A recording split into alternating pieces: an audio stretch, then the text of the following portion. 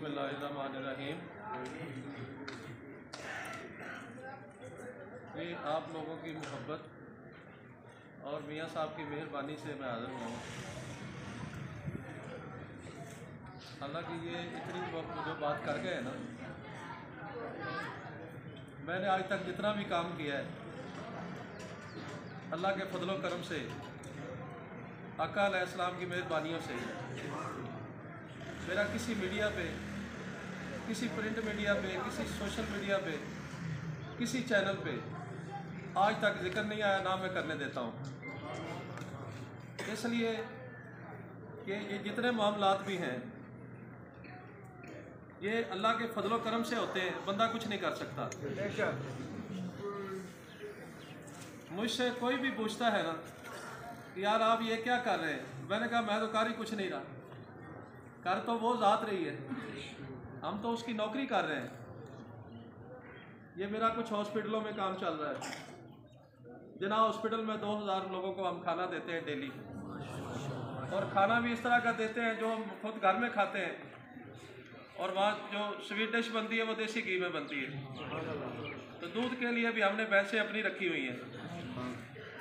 तो ये सारा सिस्टम जितना भी चल रहा है, मुझे तकरीबन को 10-12 साल हो गए अटैच हुए, और ये हमारा काम चला था मदीना पाक से।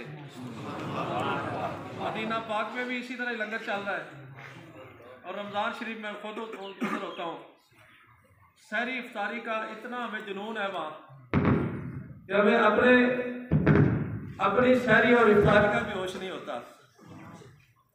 तो ये जो है ना, ये मियाँ साहब के आर्डर की वजह से मैं आज खड़ा हो गया हूँ, वरना यकीन करें कि मैं अपने आप को छुपाता ही रहता हूँ। और आज भी मैं माजरत के साथ कहूँगा कि मैं लेट क्यों हूँ। मैं इतवार वाला दिन भी ऐसे नहीं जाने देता। आज संडे था, यतीम बच्चों का किसी ने उनके प्लाट पे कब्जा किया हुआ था। वालिद साहब बहुत हो गए, उसने कब्जा करके ऊपर घर बना लिया। तो अल्हम्दुलिल्लाह आज हम उस बंदे को मिल गए हैं। मैंने कहा सिर्फ प्लाट नहीं, हम घर समाज खाली करना पड़ेगा, इसलिए मैं लेट हुआ। मेरी कोशिश होती है कि एक लम्हा भी, क्योंकि मेरे वालिद साहब दुनिया से चले गए, तो उनका ये होता था, वो कहते थे कि बेटा जिंदगी का मकसद जो है वो जिंदगी जितनी भी गुजारनी है वो तो अल्लाह को पता है, हमें तो अगले लम्हे का भी नहीं पता। वो बामकसद होनी चाहिए, बेमकसद नहीं। तो हम जब पूछते थे कि बामकसद क्या होती है, तो वालिद साहब ने फरमाया कि बामकसद ये होती है कि गरीब का हाथ पकड़ो और छोड़ो ना। इसी तरह हमारे तकरीबन लाहौर के सारे हॉस्पिटलों में काम चलता है। मैंने एम्प्लॉय रखे हुए हैं हॉस्पिटल में, उनके साथ कोई अटेंडेंट जाए या ना जाए, हमारा काम यह होता है कि शुरू से लेकर एंड तक वो मेरे बंदे इस तरह साथ करते हैं जैसे उनके घर वाले होते हैं। तो ये सारे सिलसिले, ये असल में मुझे यहाँ भी बताना पड़ेगा, क्योंकि मैं पहले तो चुप के बात करता हूँ। अब मियाँ साहब के आप तो इसलिए मुझे ना यहाँ बात बतानी पड़ेगी। मियाँ साहब ने आजना ऊपर कर दिया है मुझे। तो इसमें यह है कि ये सारा निज़ाम जितना भी चल रहा है, ये आका अलैहिस्सलाम के रोज़ा पाक में खड़े हो गए। मैंने दुआ की थी, मैंने कहा लोग ये मेहरबानी करना कि मैंने किसी के हाथ नहीं फैला लेना, क्योंकि अल्लाह पाक ने खजाने की चाबियां आपको अनायत की हुई है। तो मुझे तो बस उस खजाने से इतना नवाज दें कि मैंने किसी से मांगना नहीं है। इसी तरह जिस तरह बाबा जी का सिस्टम है कि किसी को पता ही नहीं होता, कुछ चलने का सिस्टम नहीं, गुफाड़ का सिस्टम नहीं, कोई पता नहीं। मेरे बारे में आज तक कह सकता इस बंदे ने किसी से फाड़े के नाम से 1 रुपया मांगा हो। तो काम चल रहा है, काम इतना बड़ा है कि लोग पूछते फिरते बंदा कौन है, लेकिन मैं तो चौंके रहता हूँ, मैं तो किसी को बताता ही नहीं हूँ। मेरे जितने भी वर्कर काम करते हैं मैंने उनको रोका हुआ है। मैंने कहा यार कोई पूछे ना, तो उनको कहा यार ये काम अदा कर रहा है, बस उसका एक नौकर है, वो चुप चुप के फिर रहेंगे। तो बस ये हमारा सिलसिला है सारा। तो इसलिए मैं फिर भी माजरत करूँगा कि हम लेट क्यों हुए इस वजह से, वरना ये साहब का आकर और मैं टाइम से ना।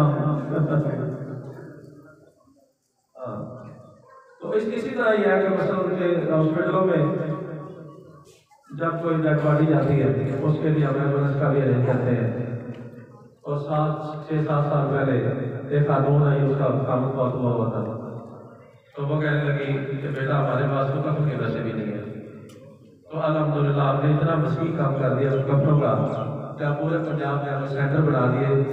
और हम जहाँ जहाँ मेरे दोस्त बैठे हैं वहाँ हमने कफनों का स्टॉक रखा होता है कि जब भी कोई खुदा खास्ता कोई डेथ होती है तो मस्जिद में ऐलान हो तो फौरी तौर पर कफन हमारी तरफ से पेश कर दिया जाए। दूसरा ये होता है कि जब बच्चे पैदा होते हैं तो अक्सर लोग इस वक्त जो हालात है पाकिस्तान में, तो अक्सर लोगों के पास बेचारों के पास कोई 150-200 रुपये भी नहीं निकलता, तो उनके लिए हमने तीनों बिस्कुटों का स्टॉक रखा होता है ताकि कोई बच्चा पैदा होगा हमारी तरफ से गिफ्ट नहीं। तो इस तरह के मामले अल्हम्दुलिल्लाह बहुत सारी ऐसी चीज़ें हैं तो वो बस आज मुझे ये बताना पड़ गया। हालांकि 10-12 सालों से